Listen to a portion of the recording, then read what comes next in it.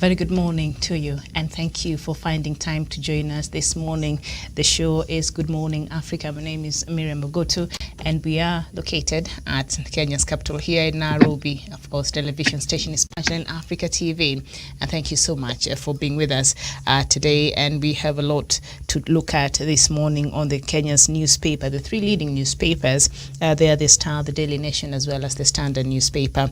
And then we shall bring us up to date with the latest on COVID-19. So perhaps let me just do that, and then I'll introduce the panelists this morning, and then we shall get on with our topic of the day as we do the newspaper review there. So Kenya this morning, the number of confirmed cases stands at 98,334 cases. The death toll in the country is 1,713, and recoveries is 81,101. Uganda, the cases have reached 37,808, and the death toll in Uganda is 302.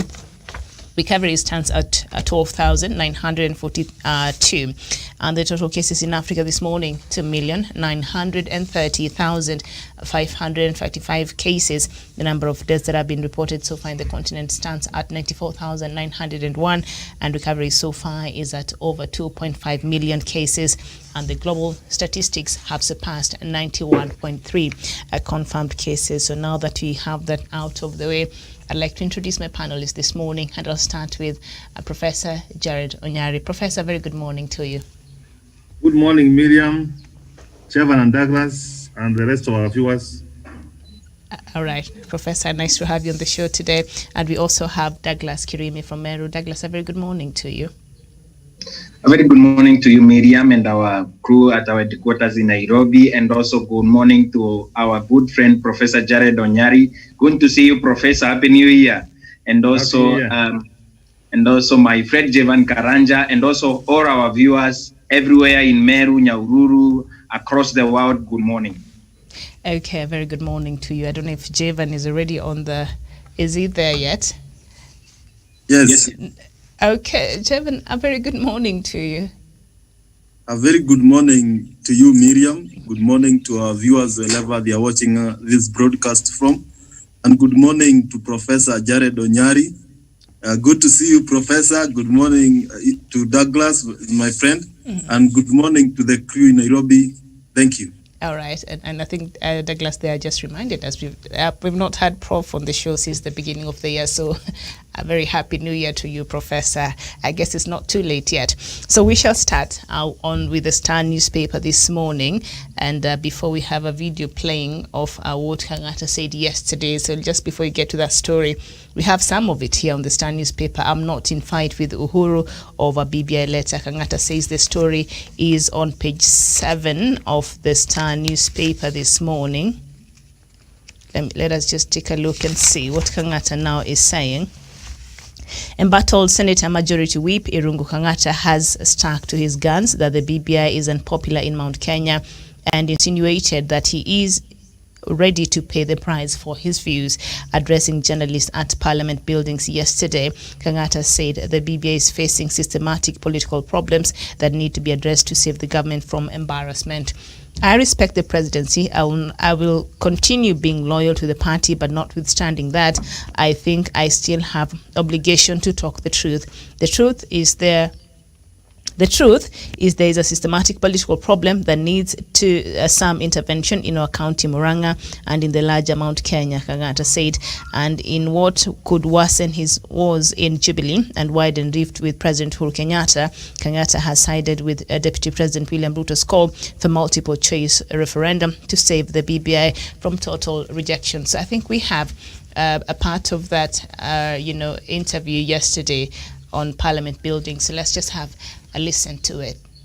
Is whether the letter of that January 2020 was intended to be a discussion in the public.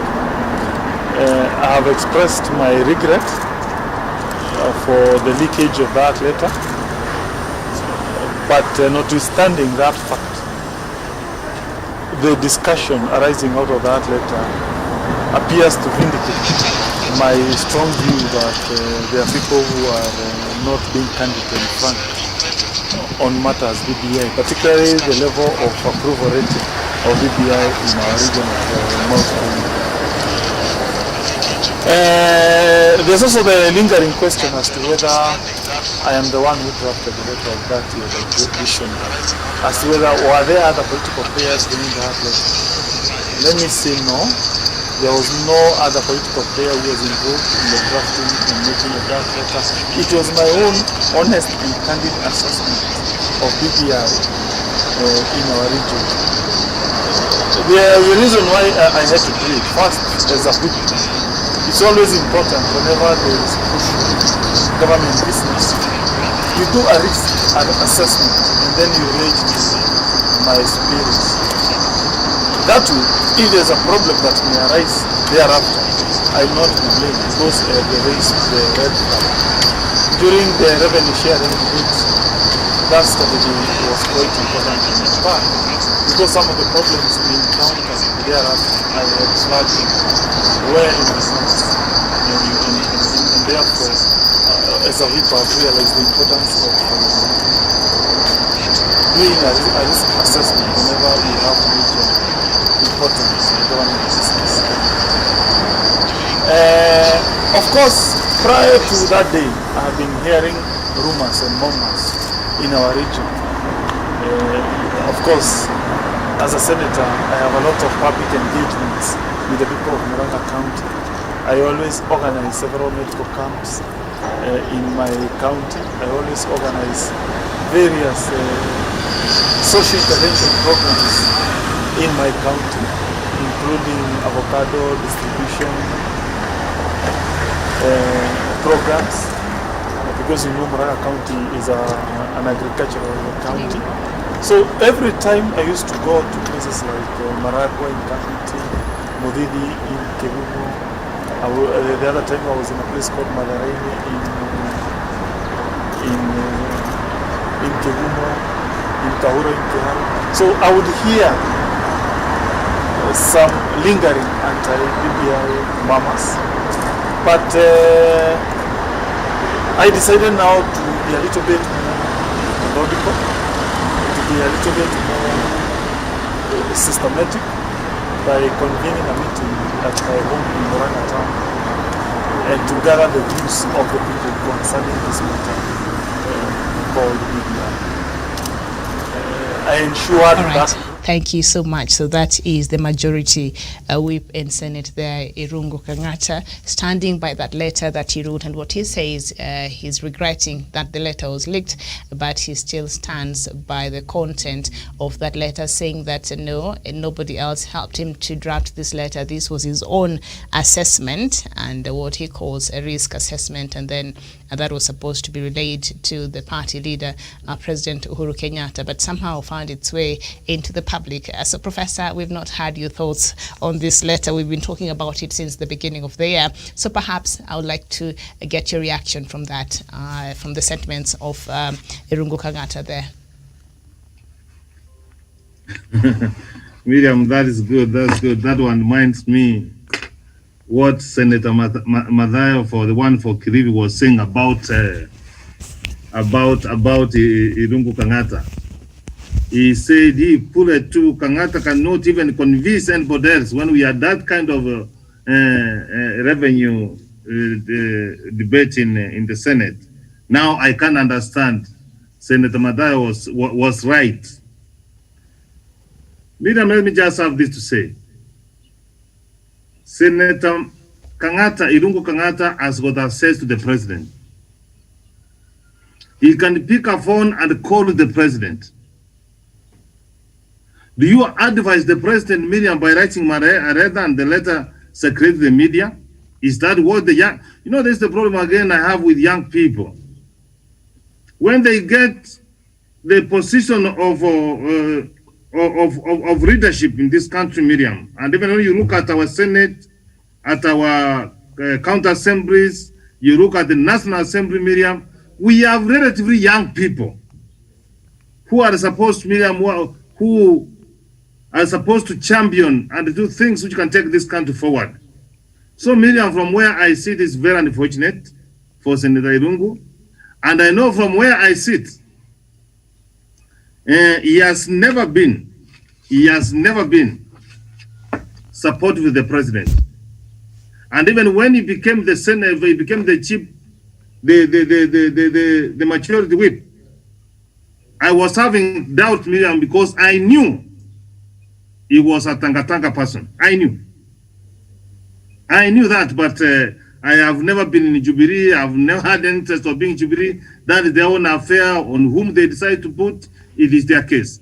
What I want to say, Miriam, is this. If you have got 24 hours access to the president, he has not said that he has been denied access to the president. Do you advise the president, Miriam, even if what he's saying is true, do you advise him to writing a letter? There is something he wanted to achieve. There's one way he wanted to go to where he belongs. So the sooner the Jubilee wing in the Senate decides to replace him, the better, Miriam. And I know, even if he's an advisor of the president, he is telling us, Miriam, that the National Intelligence Service, Miriam, is not advising the president. That's what he's trying to say. So the most informed person of any in Kenya today is the president. So if Kangata, the kind of information he has was to reinforce what the National Intelligence have already advised the president. That's my take. But I want to agree with what the president said was it on Saturday at the burial of the mother of Musalia Mudavadi. He said that he's in charge, he's in control. Alisema hata you cannot lecture me, hata maparua muandike. So I'm happy that the president has confirmed that he's, for avoidance of doubt, that he's in control and he knows what's happening. My take, Miriam. All right, thank you so much, Professor Onyari. Juma Smith, you're saying the letter was leaked. But Juma, was it leaked by design or it was just leaked by accident? Douglas, what's your take on the latest? Kangata standing by the content of that letter, but saying the only regret he has is that the letter was leaked to public. Thank you, Miriam, and thank you for that question on Kangata. Unlike many people, I think, on this panel, I have more access to Irungu Kangata since his days as MP for Kiaru. I've been his friend since, I think, 2014, and I know all his machinations, political machinations. Remember when he was at the Nairobi University as a freshman, Irungu Kangata was elected as the vice president of SONU. And since those days, he's been employing machinations to gain political mileage. After he was chased away from university by President Moi through that, where people, everyone, including Hassan Omar Sarai and everyone, he went to Maraga and employed the same tactics. He was employed as a councillor in 2002. And Irungu Kangata went on, and also in 2013, when the Masekeino thing came, he went to issue came about. He went on national television and he gained a lot of mileage. And also, Irungu Kangata got to be elected. In 2017, when Senator Kembi Getura threatened him, Irungu Kangata went on national television and people spoke about him for 3 days that an old man wants to beat a young boy who wants to run for Senate. In 2022, Irungu Kangata wants to run for governor of Maraga. And the only thing Irungu Kangata can do is to go sit with his advisors. Remember, Miriam, I didn't read that newspaper. It is you that read a newspaper that 27 people met at the home of Irungu Kangata in Maraga. And after those deliberations, that is when he unleashed that letter. That letter earned connotations from Tanga, and also everything, the true color of that came from Tanga. But the bigger plan. Douglas, thank you for reminding us that point. Let's just emphasize on that, because what we read from the beginning of the year was he said person who confirmed to be part of a meeting that happened at his home. There are about 27 or so people who had this meeting. But now yesterday is coming out and saying no. Nobody was there to help me draft out this letter. This was my own assessment. So a bit of contradiction there. I think he can't keep his story straight. I don't know. Continue. No, Miriam, you know, as a raya, you should always keep your eye 24 hours on your mouth, because when you are woken at 2 a.m. or 7 a.m., 11 p.m., you need to be able to ride consistently. Irungu Kangata cannot be able to keep riding consistently. Remember, I had accused him of having that letter, the same font that he had denied the letter with is the same font that was written, the letter was written in. That means that letter came from Dennis Itumbi. He cannot be able to deny that. Another thing he cannot be able to deny is that he wants to run for governor of Maraga, and he wants to use that letter as a launching pad for his gubernatorial bid, and also as his launching pad to also get into Kangata, because Maraga is also so routinized in court, such that it is some form of with Deputy William Ruto's stronghold. At the end of the day, Irungu Kangata is not a sincere man. The seat that he owns it illegally. He has supported the agenda of Tangatanga. Remember what he was actually pushing for in Senate yesterday at the Parliament buildings. He was saying that the multiple choice. Imagine, my mother is 57, the other mother is 62 years old. I have said my mother has gone to college. My mother has retired from work. She took her retirement, but my mother cannot keep up with over 9 questions on a ballot paper to vote for that referendum. My mother needs something that is simple and clear. I spoke to her on phone last night, and the only thing she needs is yes or no, because at the end of the day, the drafters of the referendum don't need what Irungu Kangata and William Ruto are pushing.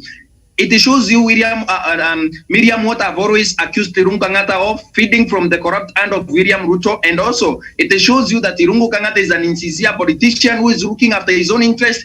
The way he is saying he's talking about the president and also engaging to see that the president and the BBI are supporting on Kenya is very insincere, Miriam. Remember, the president himself said when the right time comes, he shall go to his backyard and he shall engage people. Remember, the president is delivering road networks, infrastructure, security, and so many other things, and even regional integration and also international multilateral communication across the world, so that we can be able to grow our economy that has been ravaged by COVID-19. The president cannot afford to go to Ishaweri. He cannot afford to go to my village in Kiago Ward. He cannot afford to go to Nyandarua. Right now, we have more national concern because our president is not a tribal president. He is the president of the Republic of Kenya, but he will go to Mount Kenya region. I don't refuse that. But one issue of the bone of contention that I have with Irungu Kangata is that he is insincere, and at the end of the day, we have seen before that Irungu Kangata is a Tangatanga Mujahideen who has invaded Jubilee House and also is bringing the house down. Number 2, Irungu Kangata wants to run for governor of Maraga. He wants something that will give him sympathy. That guy does not spend even a single coin on his campaign. In 2017, he said Kempi Getura wants to kill him. In 2013, he came out as a savior, a young lawyer who wants to save Mase Keino family from the anguish that they have been caused by former governor of Kiambu, William Kaboko. He went on, he has gone every inch to be able to win politically, and this is nothing other than what he has learned from William Ruto. And William Ruto has been using Irungu Kangata to be able to disintegrate Mount Kenya region, where the president comes from. These people have not read BBI. Why is Kangata telling us the BBI is unpopular? They have not seen that document. So Miriam, my conclusion remark is this, that Irungu Kangata is very insincere, and again, this Mount Kenya region that they keep talking about, he did that survey with 27 people in his home in Murang'a County. 27 people in his home in Kiaru constituency does not represent over 11 counties and over 6 million voters in Mount Kenya region, and I submit. Okay, thank you. Javen. Yeah, thank you very much for that question.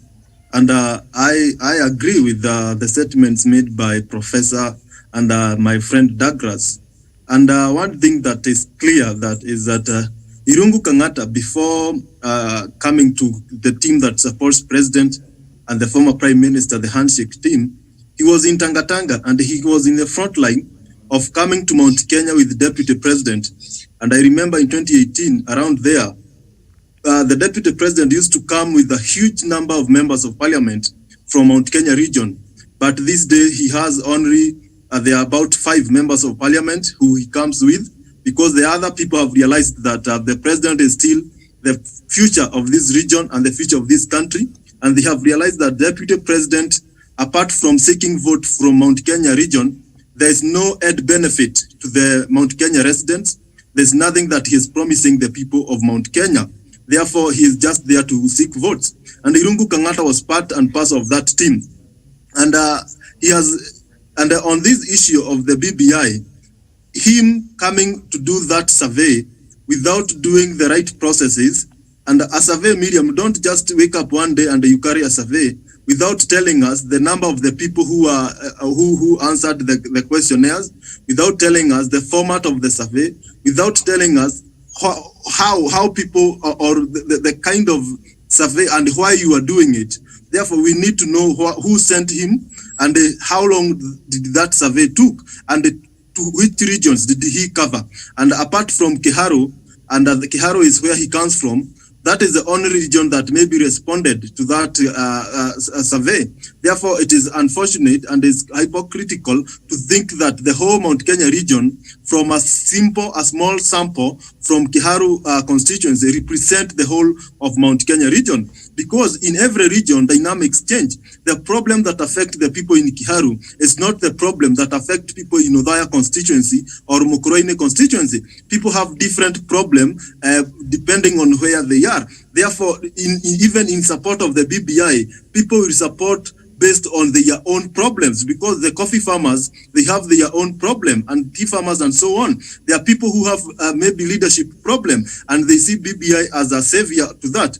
Number two, Miriam, BBI is not a concentrate of Mount Kenya region alone. This is a document that is for all Kenyans. Therefore, at the end of the day, even if Mount Kenya region will not support BBI, all Kenyans will be submitted to a referendum so that we get the majority who will support or oppose. And the Mount Kenya region, from where I sit and from the knowledge that I have, Mount Kenya region is not the majority. It does not represent above 50% of the total population of this country. Therefore, at the end of the day, Kenyans will decide where this BBI will take shape from. And then finally, Miriam, the issue, we have not been having campaigns, and I feel it was the timeliness of his survey was not right, because he could have done that survey after we have gone with the verification, the bill to be represented in the county assemblies, and then to be during the campaign period. I think that would be the best time that Irungu Kangata could have done the campaign, when people are exposed to this document, when they have done a lot of advocacy to this document, so that people will get to know whether to support or not. Mm-hmm. But now people are supporting or opposing without the right knowledge, because unless what we have read, and a few people of us who have read this thing, we are the only people who understand what the BBI is. But majority of the people in Kiharu, majority of people in Nyeri or these other regions, they don't know the content of this BBI. Mm-hmm. Therefore, the timeliness of his survey is wrong. Mm-hmm. And next time he need to come to do the survey after you have done and the BBI is present to the people, mm-hmm. so that people can make an informed decision. And as in conclusion, his writing and where he is coming from, these are the words of the Deputy President coming from the mouth of Irungu Kangata. And as I told you, he was the right person to deliver that message.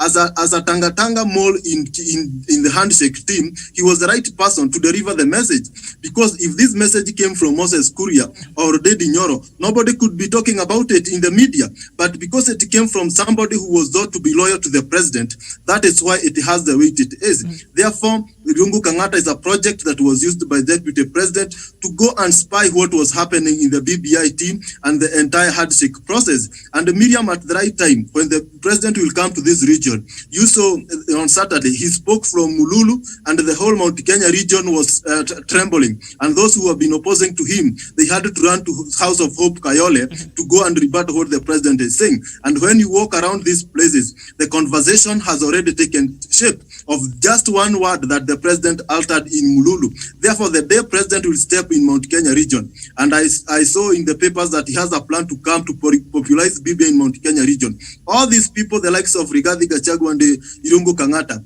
they will have nowhere to run to but to support the BBI, because it is benefiting Mount Kenya region more than any other region. Thank you. Okay, Jevan Karanja, thank you so much. Tankoi Adam, you're saying good morning, and a very good morning to you, Tankoi, and thank you for joining us. You're saying Kangata's letter wasn't to disrespect the president. He was informing the president the situation on the ground.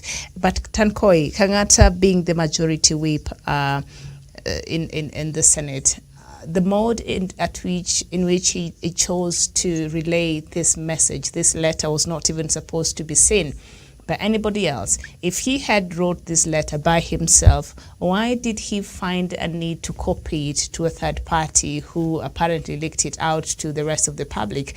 Would he not have, having that, as Professor started there by saying, he has full access to President Uhuru Kenyatta. I'm sure if he had made a phone call and say, we need to see it because the important issues we need to talk about in line with the BBI moving forward, would that not be, the right channel and not this letter finding itself into the hands of the public, and now we have to talk about it. But just let me know what you think of that. If how this letter, was it necessary? Could he not have called the president and had a one-on-one, if at all he was genuine with the concerns that he was raising? Did he use the right, channel to do that? Thank you so much. Kidi, a very good morning to you. Good morning, Miriam, from the control room of Punchline TV Africa, and it's nice joining you on Punchline TV. Mm-hmm. So we started, by playing a video clip there of Kangata yesterday. He was speaking on Parliament grounds there, and he's saying he does not regret what he said, the content of the letter that was supposed to be addressed to President Uhuru Kenyatta. But what he regrets is that the letter found its way into the public. But anything else in that letter, he still stands by it. Well, I wanted to say that Kangata is being disingenuous, but I would first want to say that the good book says that the love of money is the genesis of all evil. And this is one thing that William Ruto seemed to have learned and perfected. So that Kidi, realize... Kidi, I'm being asked that you adjust your headroom just a little bit so that you're able to get a better shot of you, please, if you may. All right. That's fine. That's fine. Go ahead. All right. Go ahead. Yes. The good book says that the love of money is the genesis of all evil. And this seems to be something that William Ruto has learned and perfected so well. So that as we are getting into the new year, all indicators have demonstrated that Kangata was not acting independently. And therefore, he was acting in the interest of others. And therefore, the first question is, who are these others? You look at the social media communique from Dennis Itumbi and Co. and how they preempted this letter. And then you also are told that there was people in Kangata's house, people whom then goes ahead to deny that were there. Then you are able to only come to deduce one thing deduce one thing.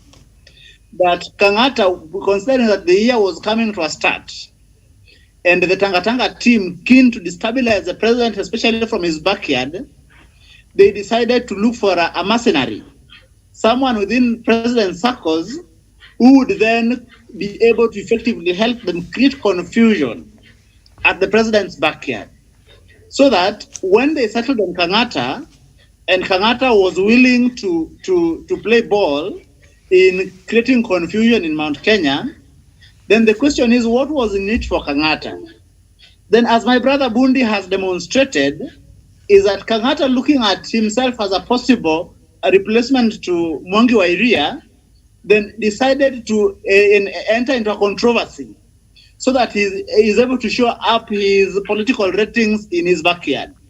So that whichever way it goes for the BBI, when the BBI is passed, he would go back to the people and told them, mnajua hii kitu ilikuwa mbaya, lakini mimi ndio niliwasimamia, ndio wakafanya marekebisho, hii kitu sasa ikakuwa mzuri. So that in that way, he is simply trying to play with the psyche of the people of Muranga to position himself strategically in the succession politics of Muranga gubernatorial seat. Thank you, Miriam. All right. Thank you so much. So that is that. Tankoi, thank you so much. So you're saying people do not know the content and you want to force them to support. Now, people do not know the content, so maybe if the copies were made available and for them to read, and then you go there and carry out a survey, that will make sense because people will be speaking about something that they know. Would that not make sense, Tankoi? Okay. So now let's turn our attention to our next story. And on the judiciary.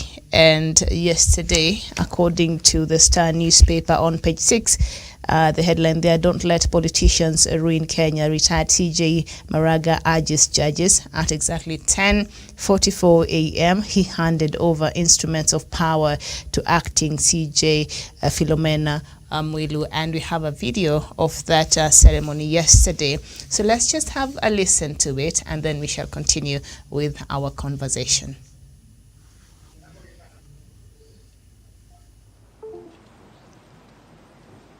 To uphold the rule of law.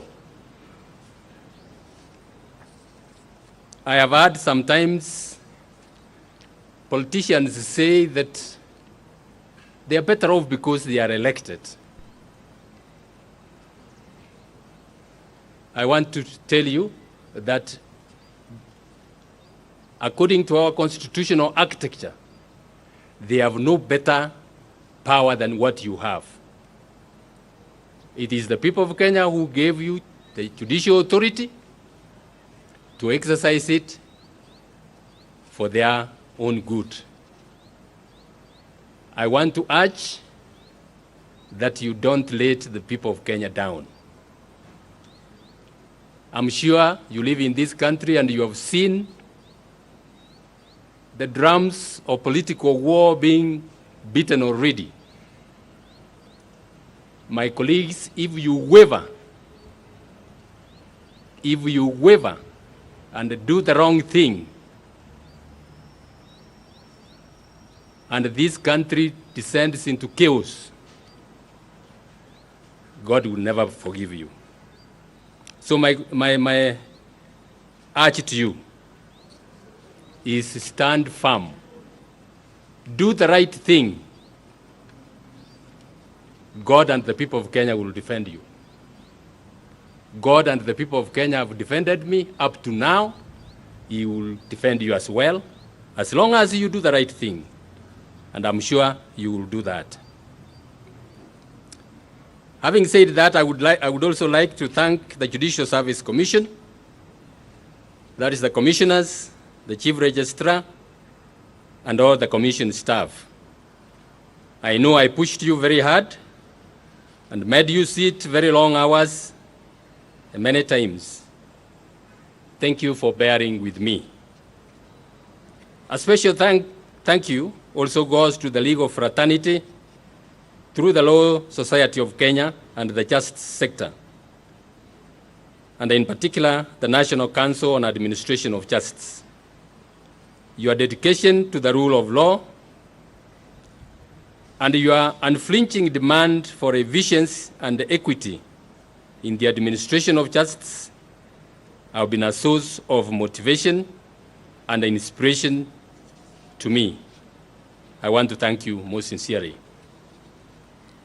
Let me also thank the executive and the legislature for the work we've been able to accomplish as equal arms of government in the service of the people of Kenya. I urge you to continue living by the constitutional edict of robust independence and a constructive interdependence, which the judiciary has embraced as a key philosophical and operational principle. A special thank you also goes to our development partners. Without your support, many of the judiciary programs would have ground to a halt. Please continue supporting the judiciary, which, as you are aware, is the beacon of hope for the people of this great country. Today, I want to assure the entire nation that I leave behind a strong judiciary, a professional and enthusiastic corps of judges and judicial officers, as well as staff who are deeply committed to the administration of justice, and an increasingly enlightened public whose confidence in and demand for our services grows by the day. I urge you, fellow Kenyans, to continue giving the unwavering support to the judiciary, and in particular the judges and the magistrates who are making various decisions, and keep praying for them so that justice and the rule of law can continue flourishing in our country. All right, very well. That is Chief Justice, or now retired Chief Justice David Maraga, giving his last speech yesterday as the Chief Justice of the Republic of Kenya. He says he's very happy because he leaves behind a very strong judiciary. Professor. Miriam, this friend of mine from Nyamira. Why is that funny, Professor? you know what I'm going to say. He has confidence, yes. All that he's saying is lamenting. He was given the opportunity to serve the people of Kenya. He chose to antagonize the executive arm of the government. And because of that, Miriam, we didn't get the services from him that the Kenyan required. A good reader, Miriam, and you know I always teach common sense. One of my favorite topics, Miriam. Common sense, I say that you use wisdom. If I antagonize you, Miriam, and you don't give me airtime, how do I communicate with my followers? How do I pass my message? If you don't see eye to eye with the president, with the executive, Miriam, how do you get the budget, Miriam, to improve efficiency in the judiciary? So be it as it may, Miriam, I don't have kind words for him, but for me to wish him a good time during his retirement period, Miriam. He is trying again to tell the churches to stand firm so that they protect this country. What capacity they have, Miriam, to protect this country? This country, Miriam, cannot be protected by anybody. It is all of us. Every voice and every conversation matters, Miriam. We have to pull towards the same directions. The legal profession fraternity, Miriam, they cannot take Kenya forward. Neither can we take Kenya forward. All of us must come together and listen together and say what we want to do for our country. That's what I expect. I expect for him, from him, Miriam. This is a man who never want accountability of the judiciary. He doesn't want. We are coming with ombudsman. He's against that. So, Miriam, if you don't want the judiciary to be accountable to the people of Kenya, Miriam, what will your records be said about? So, Miriam, he has done his part. He has antagonized the executive. They did not enjoy good working relations. And you know the governments, we have got three arms of the government: the parliament, the executive, and the judiciary. Miriam, maybe you find one arm, Miriam, does not want to cooperate, then the people of Kenya are likely to suffer, and this is exactly what we have seen from the tenure of David Maraga as a chief justice. Here, Miriam, here is again, even when the government wants to correct revenue so that we move forward, who sometimes inject, Miriam? This is the same judicial, Miriam. What are some of the backlog cases we have been having in the judicial, Miriam? Miriam, if this is the country which is guided by the rule of law and good governance, Miriam, we will not be having the deputy chief justice in the name of Romena acting as the chief justice of this country. When